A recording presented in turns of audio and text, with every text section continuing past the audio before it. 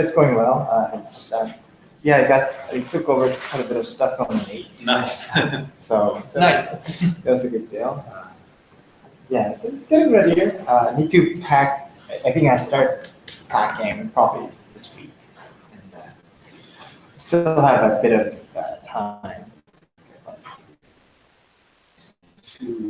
About a week. So. The purge.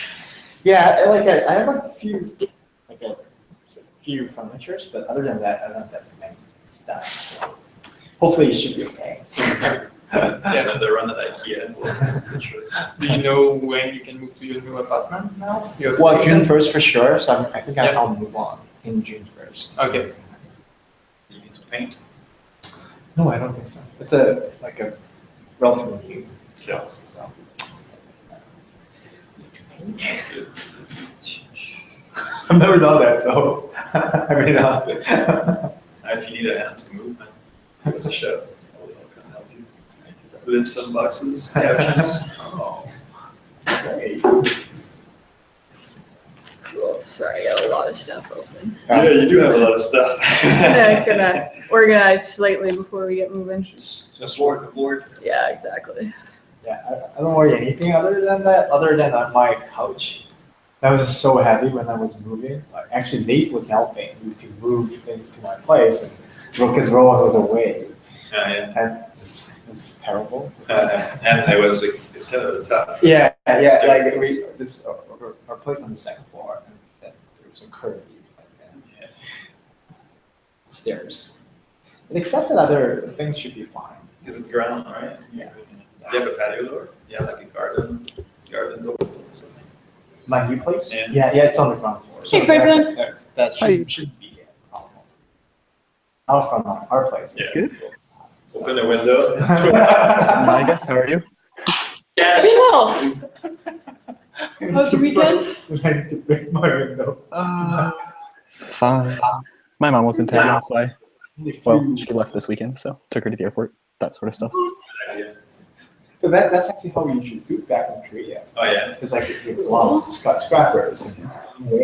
So they usually use a big truck and then Pulley up. pull you up on like that 15 or something.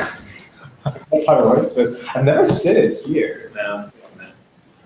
Just do it arm grease way. Cool. All right. So, all right, do you guys want to start by,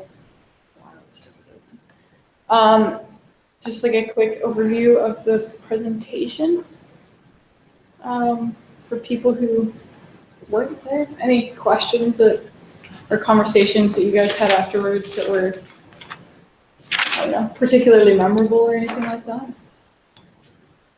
Yeah, what were the main outcome of this? People were shocked that it was free. Yeah, it's true. That's MIT, what MIT license. That was MIT license. Is it from MIT? What else? I think people appreciate it, because the code is more explicit and accessible. Yeah. Because not only just the data that they usually see in our inversion output, but the whatever you want could be accessible. Yeah. Well, if you know that. Yeah. Yeah, I thought they appreciated it, and then they thought that could be useful when they're designing their survey. Yeah. Well, I'm not 100% sure they're going to use it because they may not even use any formal modeling code when they're designing the survey because they use their experience usually. But if there's some tricky part, they may use it. So I thought that's a good point. Yeah. I got one comment that they would have liked to see the code. Oh, yeah? Like a notebook, this is how you set up your version. Boom, boom, boom. Okay. Yeah. Hey guys, can you hear me? For next Hey, time. Craig. Yeah. I don't have my webcam, but I can see you guys. Perfect. That's not fair, but. Yeah, we were just chatting about the BCGS presentation and conversations afterwards. Oh yeah. Yeah, was there anything that sort of stood out to you with people, comments or questions you got or anything like that? Nothing in particular directly about SimPEG in terms of how to run it or anything. More just questions about the case study I presented. Did anybody answer the Peter about his ellipsoid? And No, I'll get back to him today. yeah, that'd be Yeah. good, right? Because that's the type of guy that would definitely be good Yeah. to have on board. Yeah, I'll get back to him today because I wanted to set up just get him a couple examples of things he can start running with right away. Do you know what he's talking about? Because Yeah. he said analytical answer is not. I was going to say, was that some kind of like test question of this is a really hard problem to solve, or? No, he's interested in understanding the fields due to an ellipsoidal inclusion, or an ellipsoid in a whole space, just subject to a uniform magnetic field. Right. Within a time domain, like a step-off function. Yeah. I think the easiest place that you can start, because you already got the notebook about the sphere in a what's like a vacant space. Vacant space. I think that's fine. Yeah. I think what he really cares is about how time constant changes. Yeah.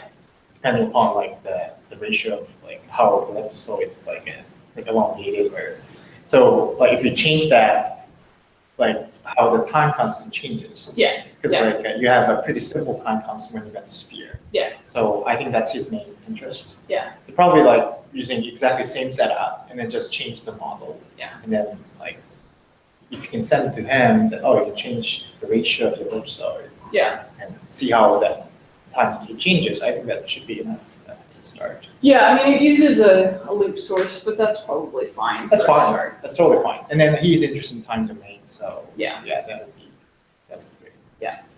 Well, you discretize your ellipsoid. Yeah. Yeah. Yeah. Because if he says that there's no, I'm sure he looked into it, so there's no analytical answer for it. So. I think there might be, but actually coding it up I think is just as involved as solving a 3D EM problem. If it works for a sphere, it will Yeah. work for an ellipsoid. Yeah. So that'll be good. Wow, it's gonna be fun to work with. Yeah. But we'll take quite a bit of time. Yeah, and the other thing that stood out to me at the presentation was also just visualizing currents and fields. That really seemed to resonate with people, which is cool. Yeah, because I don't think that's something you typically would try and pull out of another code.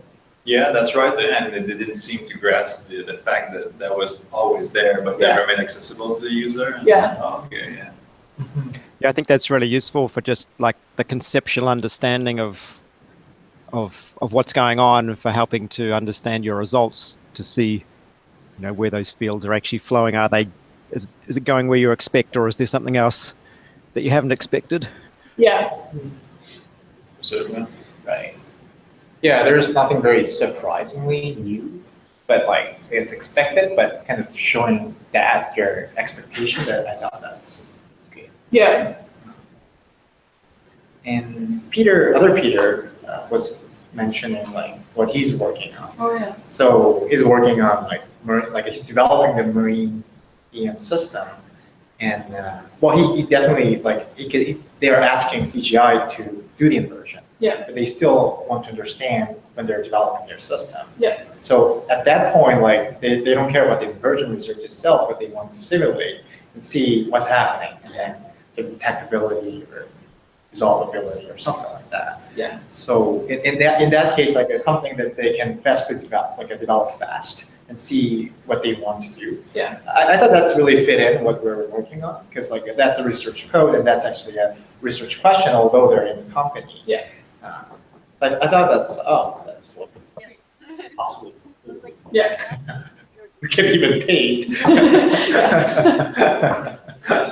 Like custom their own system and stimulate all the fields and everything. Right. It's pretty standard setup that they done. So I kind of got used to Cool.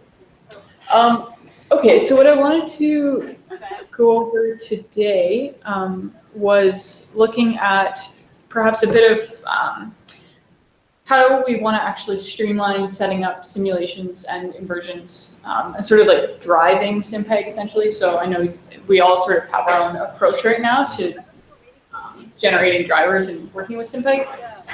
It would be nice to try and like be a little more consistent and also streamline our own processes there.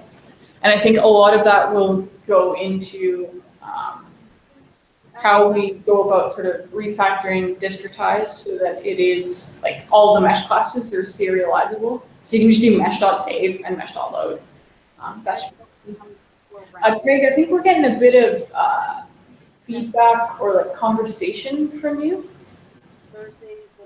on your end. Sorry, say that again. I think we're getting just like a little bit of background noise from you. Would you mind just maybe muting your mic and then just unmute when you want to jump in? Is that all right? Thanks.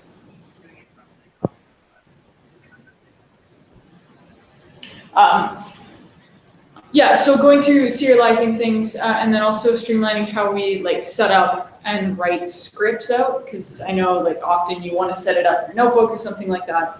And then kick it over to the cluster. And doing that in a notebook is like not the easiest. So I'll show you a bit of how I am working with this, and we can sort of freeform as you guys have questions. So I'm just going to share my screen. Cool. Okay, so first off, there's 2 repositories I'm going to be showing you. So these are both on GitHub, just under my name right now. So there's LHAGI, there's Casing Simulations. And this is just all the Python code. So I recently pulled these apart. So this is all Python code, and then I've got one called Casing Notebooks. And this is just sort of a bit of a hodgepodge of notebooks and things like that. So the most recent ones are all in the Casing 3D. Okay, so let's take this example. Let me make sure this is like somewhat up to date. That's not.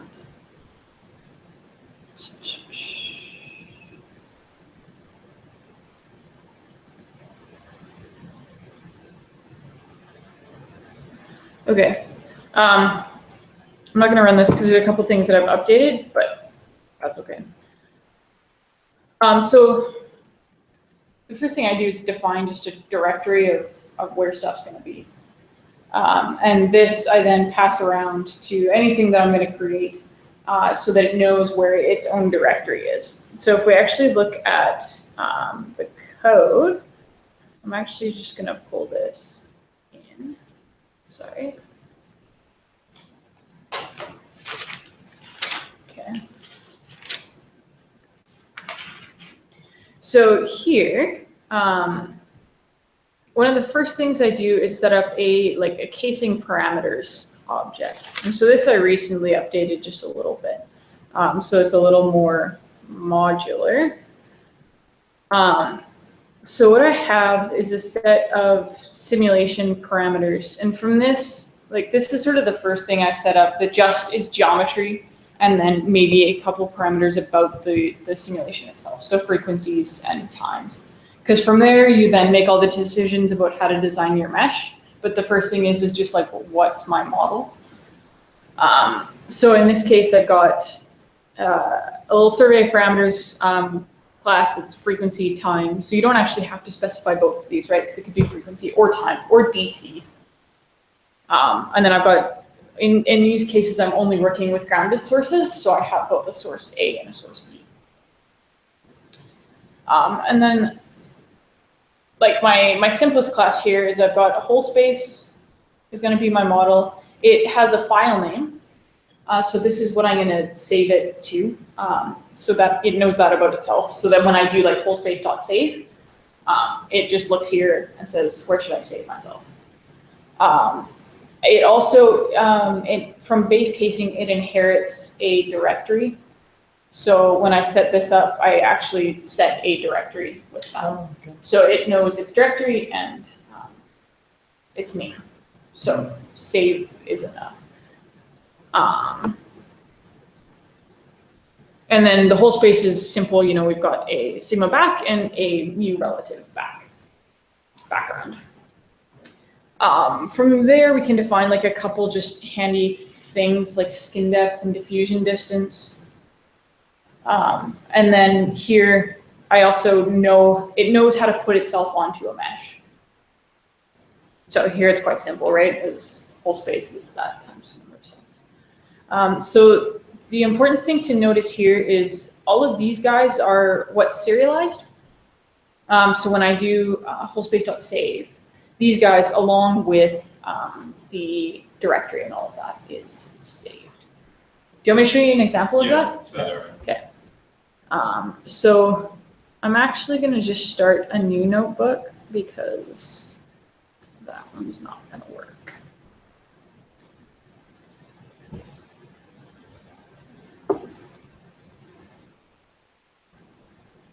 Let me just double check I'm in the right environments as well.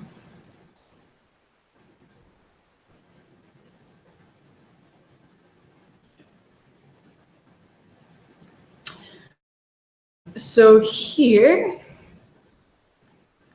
let's just create a simulation directory, just call it example.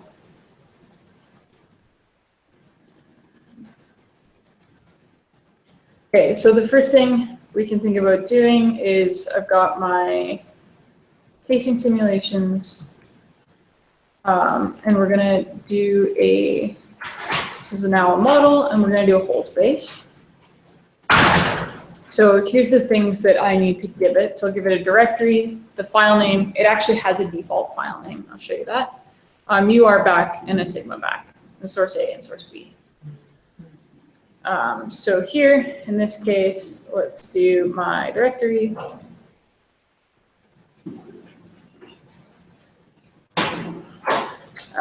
My sigma is 1. And my UR back 1, and then let's do a source A.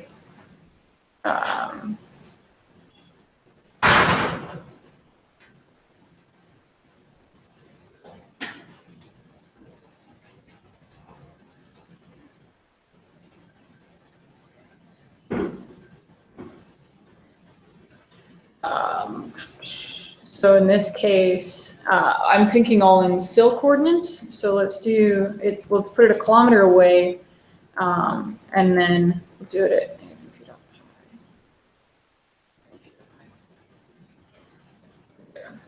Oh, so there's like it's not XYZ. It's R beta fly. Is that For the SIL mesh. okay? Yeah. Cool. One of the things we can think about doing is like making it easy to translate between the two. There are a few utils for doing that, but it's not, the mesh itself works all in SIL coordinates. Okay, so that created, let's name that guy. So this is my whole space. This. So then if I do whole space dot serialize, so these are the things that it's going to save about itself. So it knows its class. It knows its directory, its file name, background, values, the source locations, and it also knows the version of the code, which is handy because if you save this and then I upgrade that like is non-backwards compatible, because that's how things go. Cool. Then I can always be like, oh yeah, I'll just revert to this version of my code and I can rerun this. Or you can like realize how you need to upgrade it.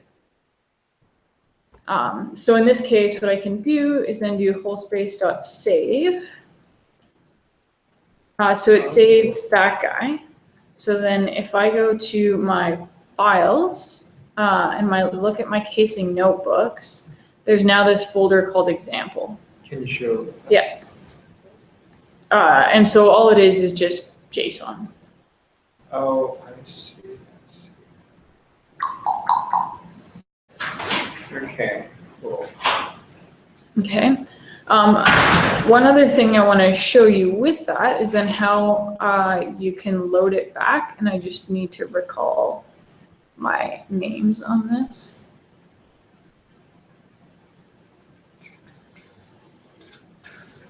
Load properties.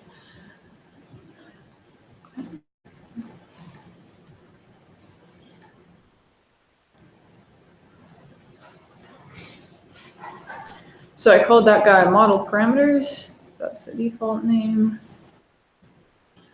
And so what this guy then does is I've just wrote a little function that can actually go in and given that file, because it knows its class, we'll just load it up and repopulate.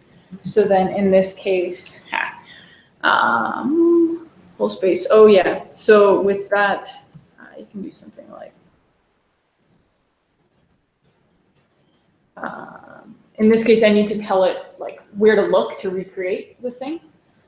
So this, I just tell it casing simulations.model is where to look for then to create the whole space. Oh, nice. Oops. I can show you the code for that if you want. So in this case, I called that guy CP, which is a silly name, but that's when I started thinking about casing parameters, that's what it's shortened to in my head. So now that guy, I've loaded it back up and I have my same class again. So if I ask it for the sigma back, I have my sigma back.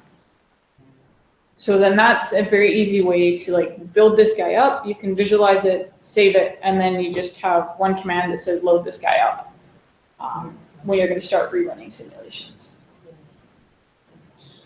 So the code that actually loads that up is here. And so it's pretty simple. And Franklin, I'm sure you have some ideas on this, and I would love to hear them. So we open up the JSON. All I do is like ask, where should I try and, what module does this thing belong to? And then just recreate it. Nice. So how about the mesh? Sure. Like how, for instance, how do you save the mesh? So this is a little funky right now. And why I think it's funky is because we should actually just serialize the mesh. But right now I'm serializing like a wrapper on the mesh. I'll show you what I mean. So in this case, I'm just going to copy some code and then I'll walk you through that.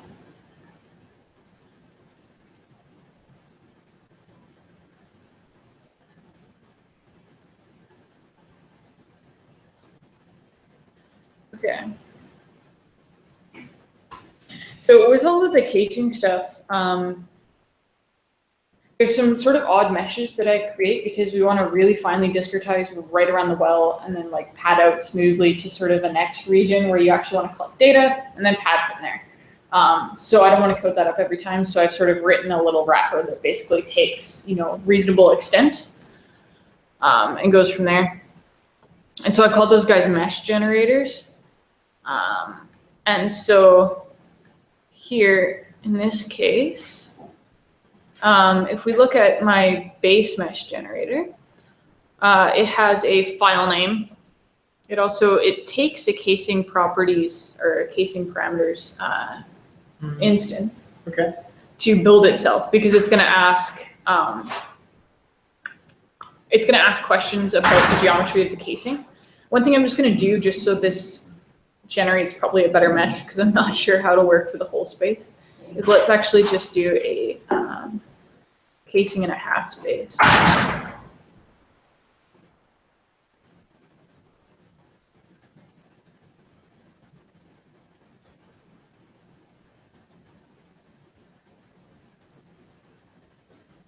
I'll just make sure I've set everything. So it's, in this case, all of the parameters that need to be set have been set. And we can actually have a look at it. So there's a couple additional things in this case. I have a casing diameter, length, all that kind of stuff. Oh, I see. So is it like You didn't set it's set it as a default. Yeah, I have default in there, and that's something that like you as a developer can specify. Like, are there reasonable defaults for these things, or should I force the user to actually set something? Right. That's cool. So Nice.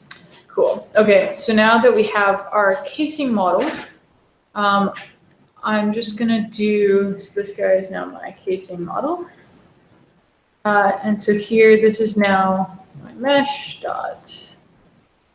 Let's do a casing mesh generator.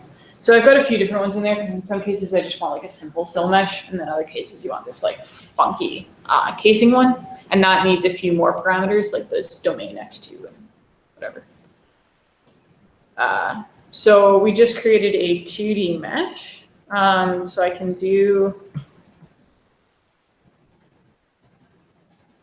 plot that, and so this is a 2D mesh. And then here, let's just generate a 3D to also compare.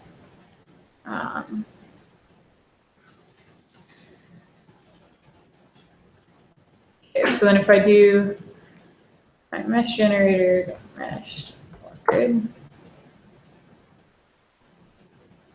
So I've got a mesh that looks kind of like that. So I'll show you what's on this mesh generator. Let's look at the 3D one. Okay, so it has a few more things, and this is something I'm thinking a little bit about too, is I don't actually know if we want to save this on here or not. Yeah. But we, right now, because the casing parameters are defined on there, it's serialized with it. That's true. And then it also has its sort of two core cell sizes, because I defined these two core regions, a cell size in the Z direction. It knows its directory. So in this case, I didn't set the directory, so the default is the current location. I probably don't want that. So I can just do,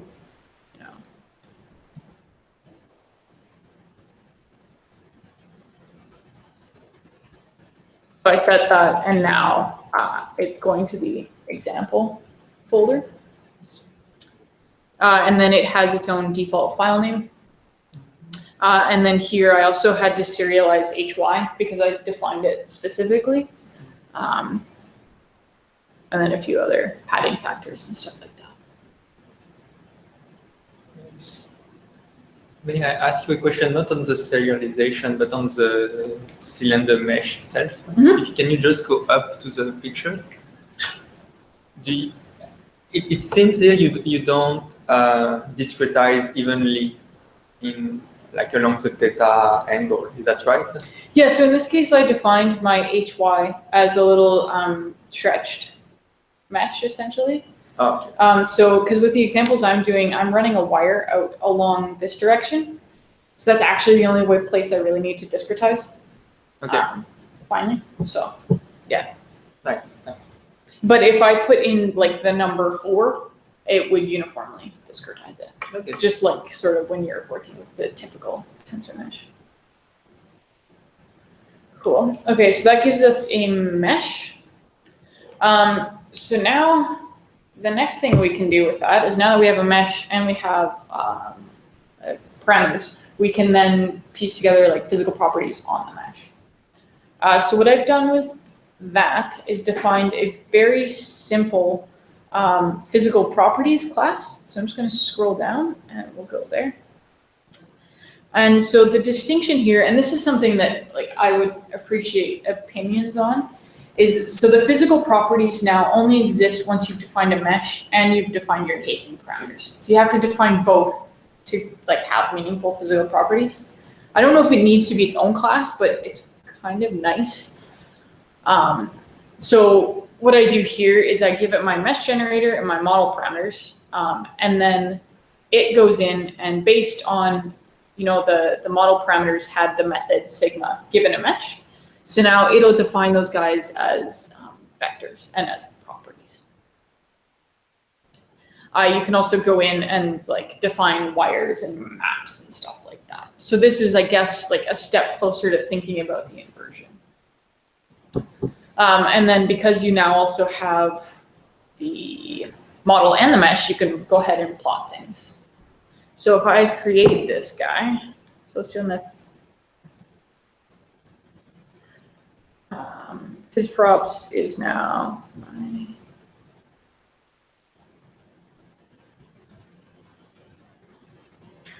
stop model.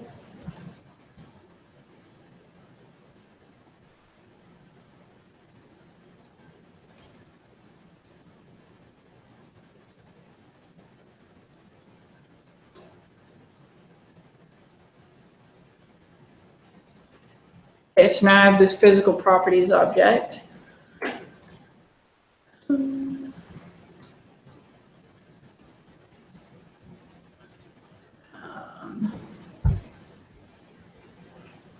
shouldn't need to give this anything. So we can go ahead and plot that, and because it's so huge, you're not obviously seeing anything. But we can do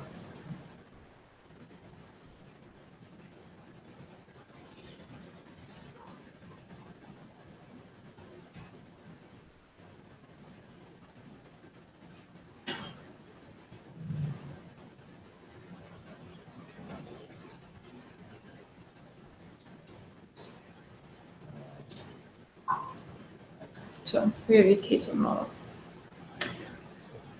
Yeah, so here, physical property also knows the source location and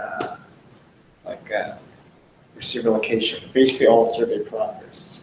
Am I right? Like all the time steps and frequencies. Is it kind of true? Right? So it knows that through the Model, like through the model, casing model. through the casing model. Yeah.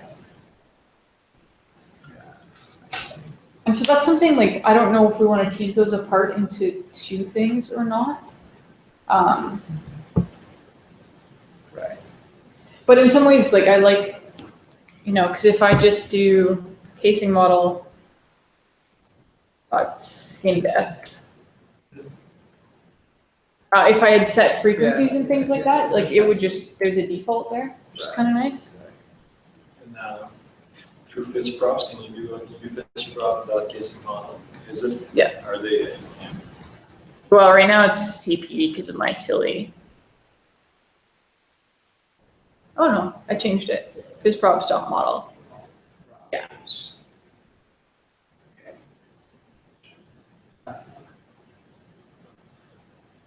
And how do you run the simulation?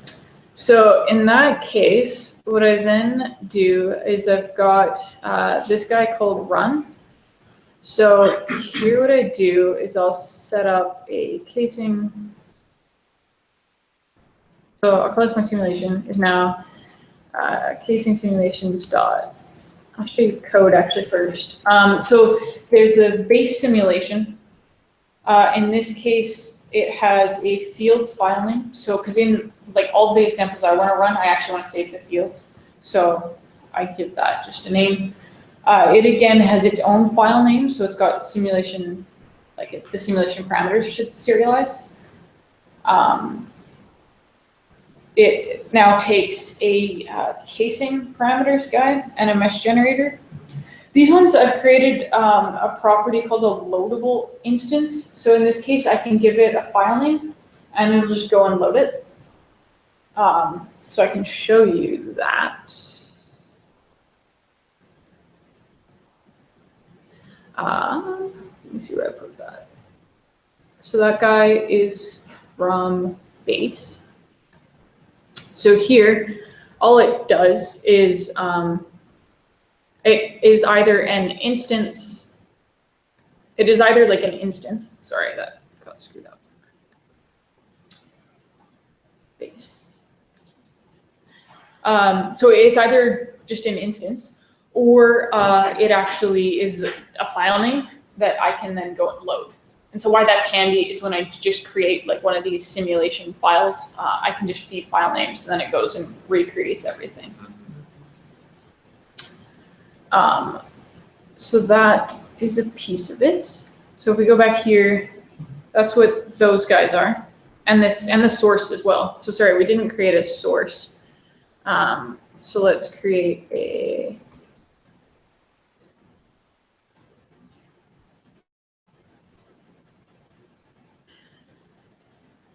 So I can create my top casing source. And what does this take? So that then takes the casing parameters.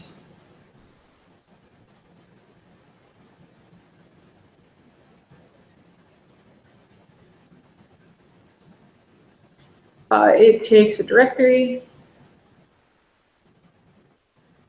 which is my simulation directory. File name is fine, and then my mesh generator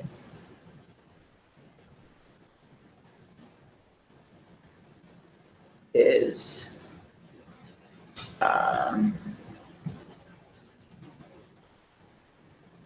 okay.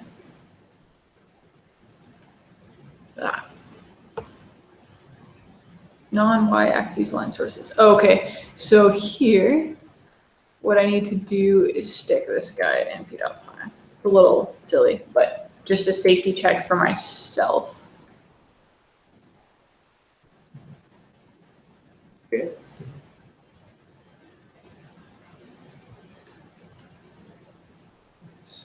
So then I can also do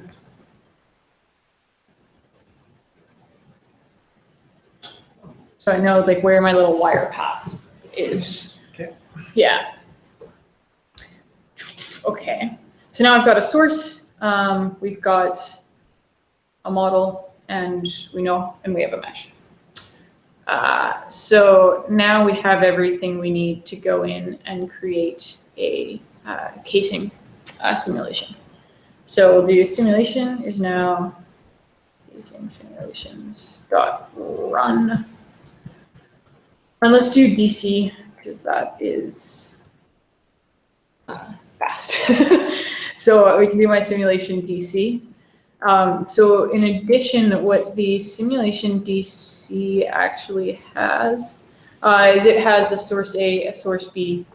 So this one's a little different because it doesn't actually take like the top casing source. It doesn't need to compute the wire path and all that sort of stuff. All it needs is just 2 endpoints. If I take my time domain simulation, it's actually going to work with like the source that I've generated. So I've tried to make these sort of interoperable because I often want to run a DC while I'm running time domain or frequency.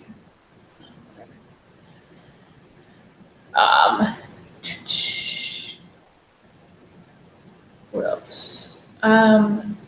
It also knows the formulation of the problem that we're working on. So if you want to go in and tinker with that, you can.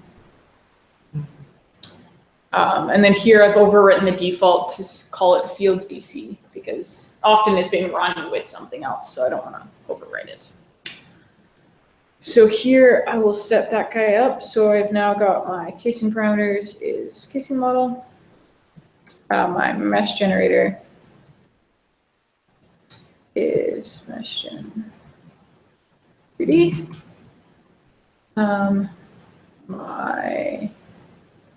It also inherits the directory again. And then my source A is just going to be my source stuff. Source A and source B.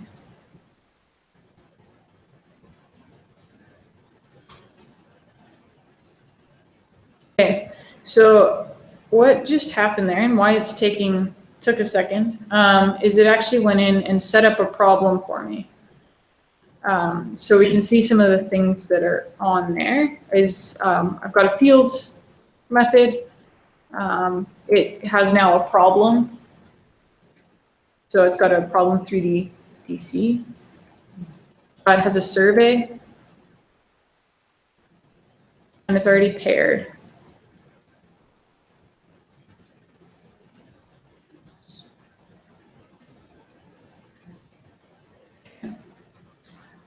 So you can see that all kind of here, right? Is we've got it's self.prob, self.source, survey, and then it paired.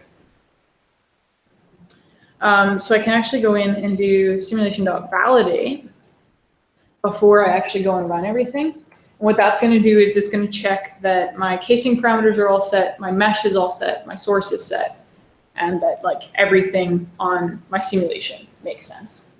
So that's nice because this is something you can check on your end before kicking it over to the cluster and like having to debug it.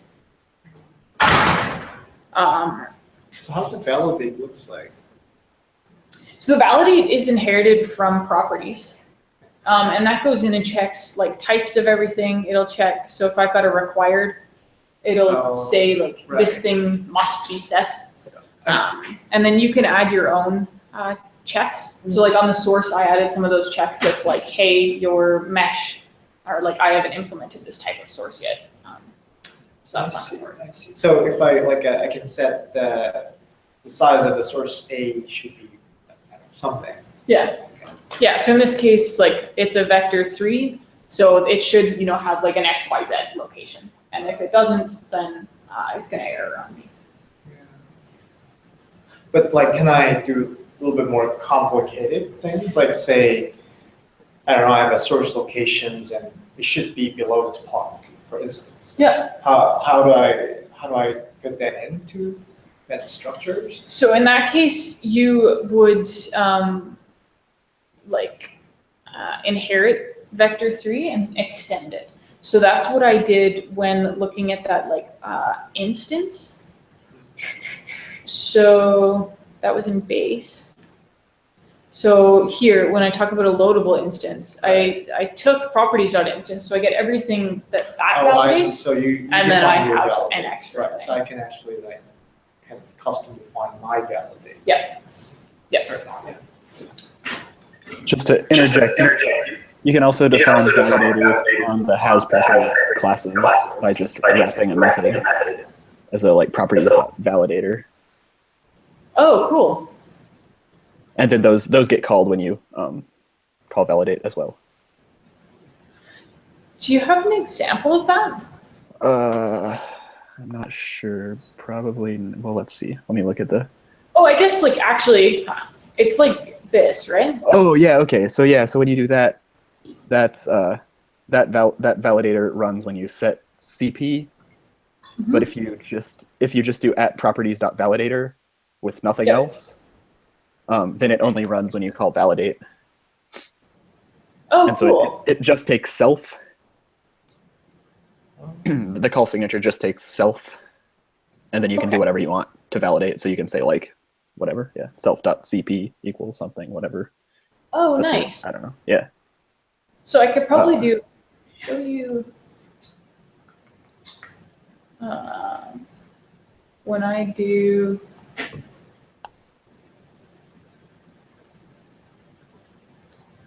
Oh yeah. So just extending this guy basically.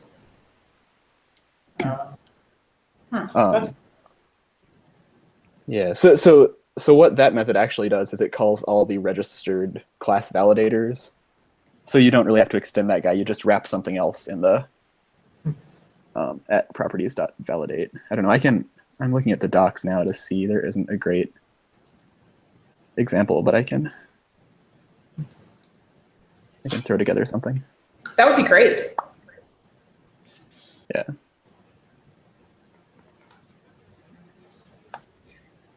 So here, I'll throw this in Slack. This is the documentation page for it, but the examples are really not very thorough. That's all right. Enough to get. But there's a one-liner example.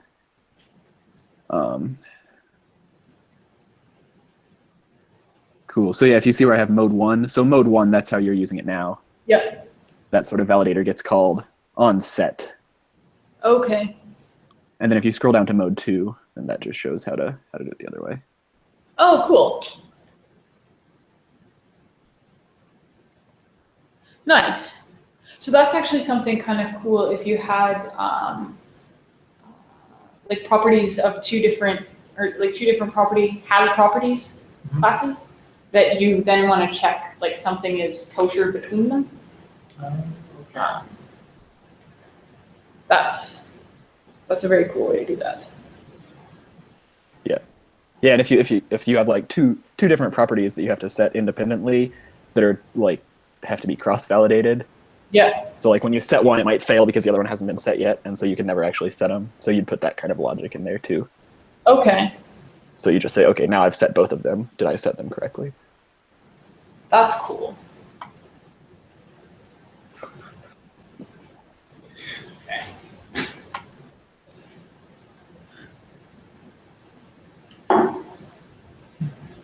So there's a couple other cool things I want to show you about this. So now I have, there's a few methods here that are pretty handy. So I have write pi, which is actually going to write a Python function of itself. And then I also have run, which knows how to go ahead and run itself. So all that write pi does is this, you see it's going to save each of these guys. And because they all know their own names, they all know where they are, we can write that out like in a very declarative way. So if I do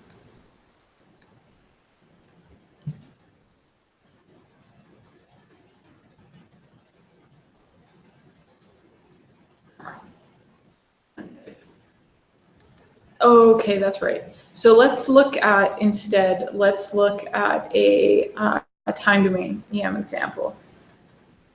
Because I didn't write it for just itself. And we can do this on the 2D mesh if we actually want to run it.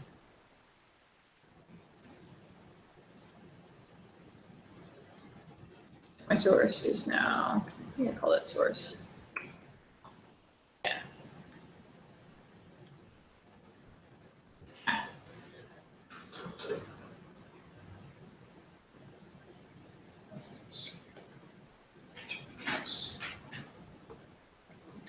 Oh, that's fair. Because I define my source in my 3D mesh.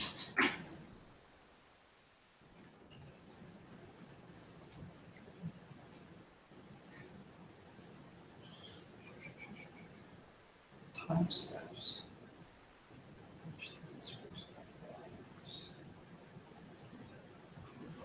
Have you defined SRC? Is SRC even defined? Yeah, what is SRC there? Like, because I haven't quite. I I see. should have defined it. But it seems like your time step. What is your time steps? Right, I did not define time steps. That's fair. Okay, so that is on, thanks, Augie. So that's on my casing parameters. So let's update the casing model.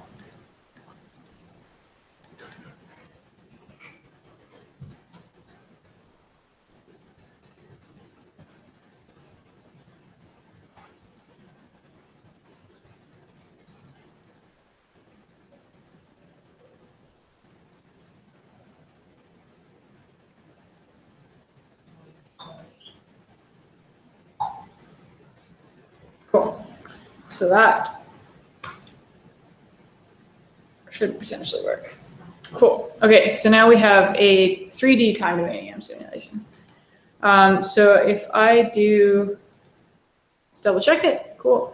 So now if I write my Python file, so it saved 4 different things. So it saved example, mesh parameters.json, model parameters, my source, and my simulation.py. So what simulation.py looks like this. So in this case, I wrote a couple things that like are just handy for me because the 2D simulation is dirt cheap and the DC simulation is dirt cheap. So I just assumed that anytime I'm going to run something in 3D, I also want those. And you can set those as parameters like in the write function if you want it, yes or no. So let's have a look at this. This is all that's really needed for the main simulation. The rest is now actually constructing, something that's comparable in 2D and in DC. But like this is sufficient to actually go and run it. So I recreate my simulation. So here, this is where it's using that loadable instance. Is that I've just said use the file names, and this is where you're going to save it to, and then simulation.run is going to run it and save my fields. And then here, because like it's easy to generate the 2D mesh from the 3D one. That's all that these steps are doing, is just saying like, hey, now HY is actually just cylindrically symmetric. And then please create a 2D source from my 3D one, and then run my 2D simulation. Nice. And that runs it. And then similarly for DC. So this is then, like, this directory is all that I would kick over to the cluster, and then just, I always run it in IPython, and I would just do run simulation.py. Right. That's cool. So That's pretty cool.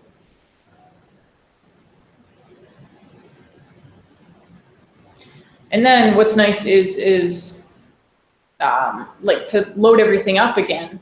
This is all you need, right? Is I can, on the back end now, when I want to look at my results, this is all that I do, is I create this thing again, and then I just load out my fields, because it's just a NumPy array. Right.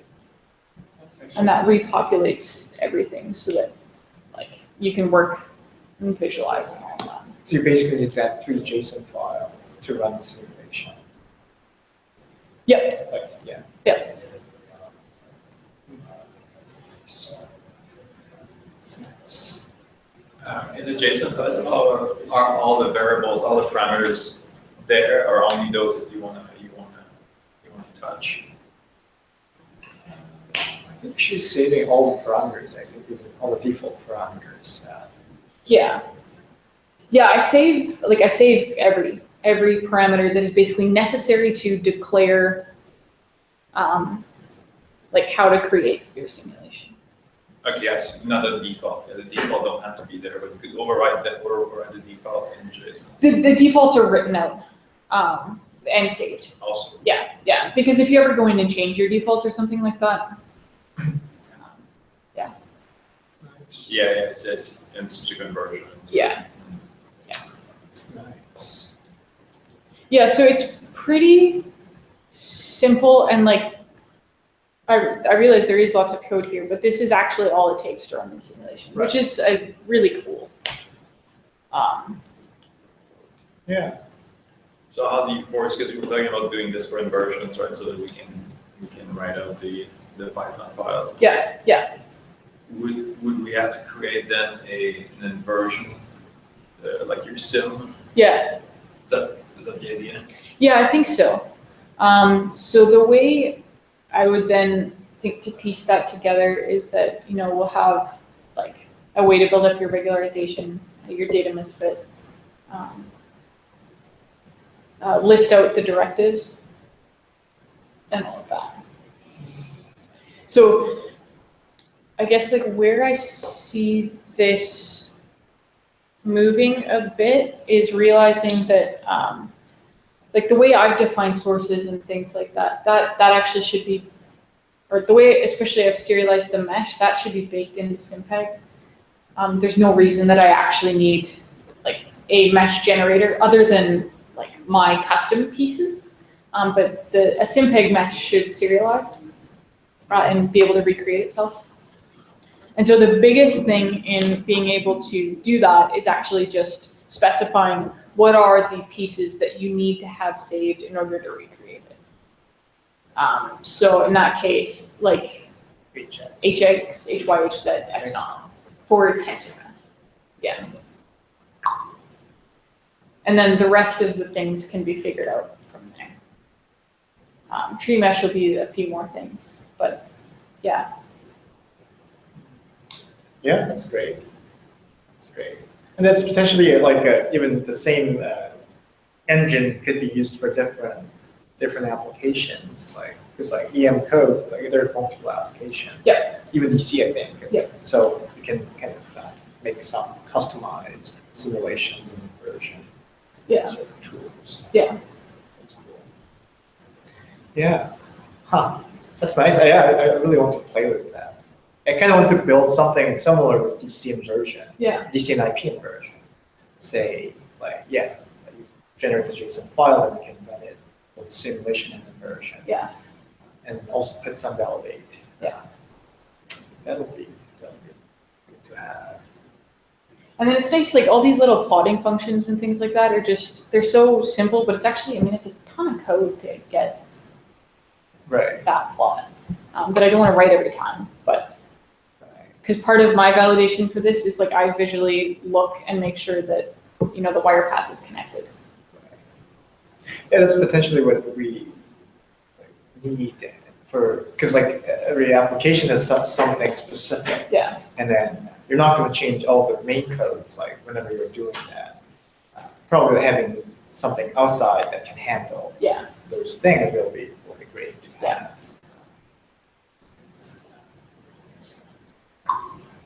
Yeah, but I think as long as we can save all the things, reload them easily, and then make it easy to extend. And that's what I actually like right now about where the model code is going.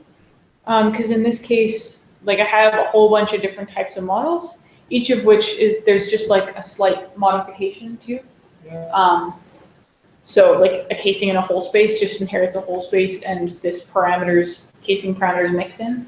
And all that this guy knows how to do is like given a background model, stick some casing in it. So. I like the idea because all things are tangled. It's not just a separate thing because it is some information of the survey to generate the mesh. Yeah. And also information of the mesh from their model. So yeah, like the idea of passing those information. Yeah. That's good.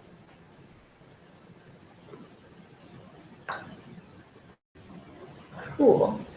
Yeah, so like I think the first step is serializing the mesh and serializing problems. Because like just writing out time steps is the biggest thing for, you know, a time domain problem and like its type and all that sort of stuff.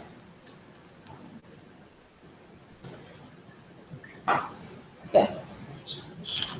So feel free to poke around in here and like look at ideas, ask a bunch of questions if there's stuff that you're unsure about. Because I think that there's a lot of pieces that could be ported over, but it's, I mean, I don't want to do that if it's confusing to people, because that defeats the purpose. It'll probably take some time to digest. Yeah. Yeah. It's more about for the long-term idea of being able to reproducible, and that's reproducibility right there. Right?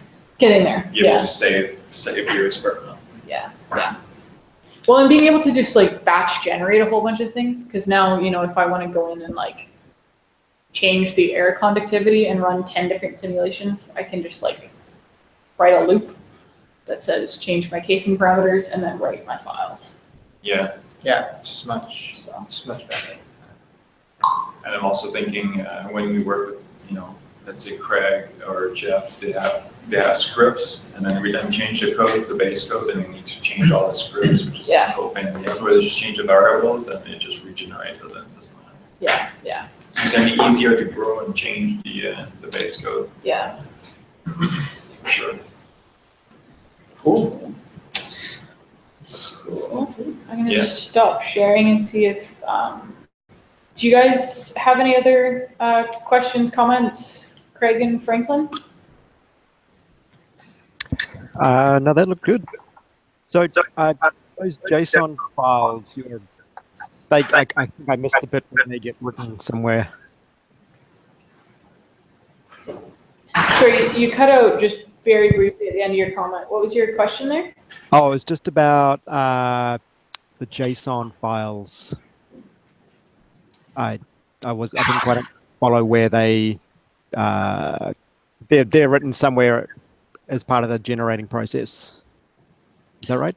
Yeah, so in this case, like with any of the models or objects I have that are these serializable objects, on them is the directory, and another property is its own file name. And then it just saves to JSON. So JSON is a lot like a Python dictionary, basically. Okay, yep. Cool. Can you write it like vertically? Like It's annoying to I don't know, it's just curious. Like, Oh, for the how it serializes?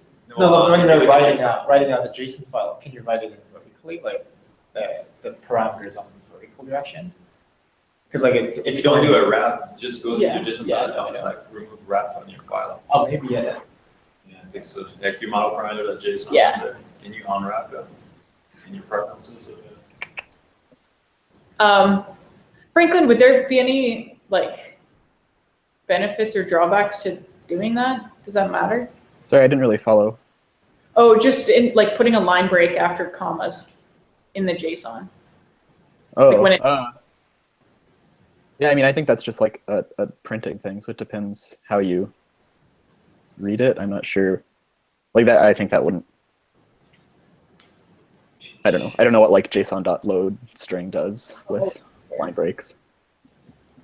I think it's okay. Sorry, I have to cut out quick. Yeah. But I have a few thoughts about property stuff that I'll follow up with you on. Okay, sounds good. Thanks, Franklin. All right, yep. Talk to you soon. See you later.